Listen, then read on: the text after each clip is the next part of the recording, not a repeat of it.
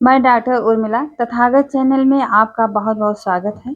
आइए एक विशेष सूचना के बारे में बताना चाहूँगी क्योंकि कई महीनों से यह सूचना व्हाट्सएप पर ग्रुप में आ रही है और हर रोज़ आ रही है। लेकिन हमें नहीं लगता कि इस पर कोई विशेष ध्यान दे रहा होगा क्योंकि एक सूचना मुझे बीएलओ के माध्यम से मिली है कि लोग यहाँ पर अपने नाम दर्ज कराने या नाम में संशोधन कराने के लिए कोई आ ही नहीं रहा है।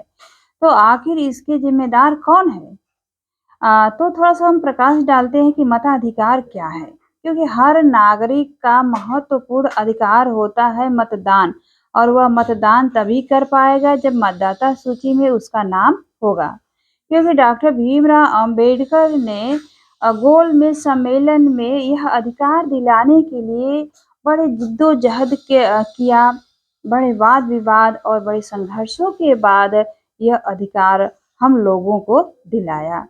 तो क्योंकि जब मताधिकार की बात हो रही थी गोलमेज सम्मेलन में, तो वहाँ पर अन्य सदस्यगण अपने-अपने विचार को रखते हैं और विचार में कहते हैं, कुछ लोग कहते हैं कि मताधिकार उन्हें प्राप्त हो जो शिक्षित हों, मताधिकार उन्हें प्राप्त हो जिनके पास आर्थिक स्थिति अच्छी हो या मताधिकार उन्हें प्राप्त हो जो सामाजिक कार्यों में लगे हुए हैं।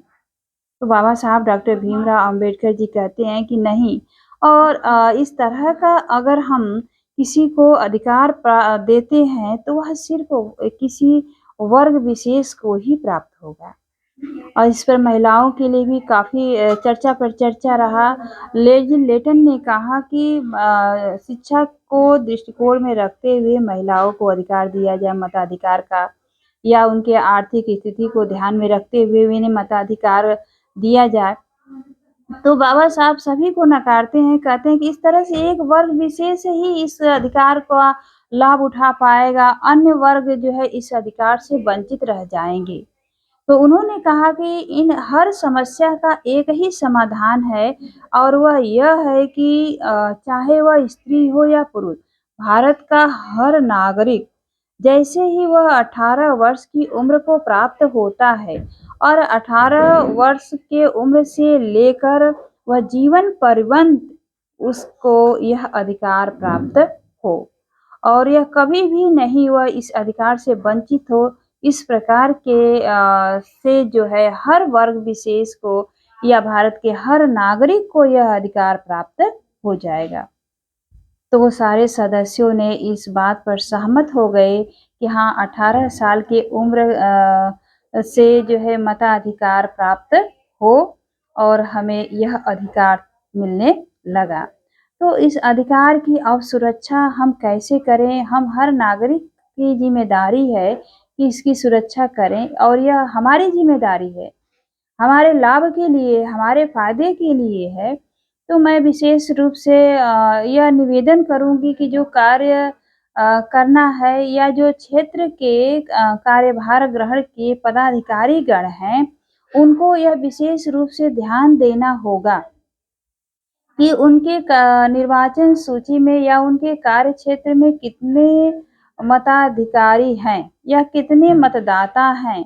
सभी मतदाताओं की सूची तैयार करें और सूची का जायज़ा लें कि उनमें किन-किन लोगों का नाम दर्ज है, किन-किन लोगों का नाम नहीं दर्ज है।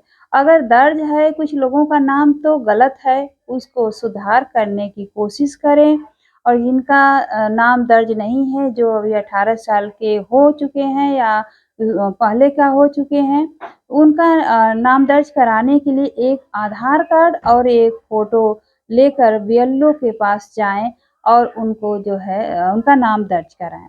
क्योंकि यह बहुत ही महत्वपूर्ण कार्य है। कहा जाता है कि जब पेड़ की सुरक्षा करेंगे तभी वह फल और छाया देगा। तो आप घर-घर जाएँ, मताधिकार के बारे में, उसके महत्व के बारे में लोगों को बताएँ, उन्हें जागरूक करें, यही हमारा महत्वपूर्ण कर्तव्य है। Thank you.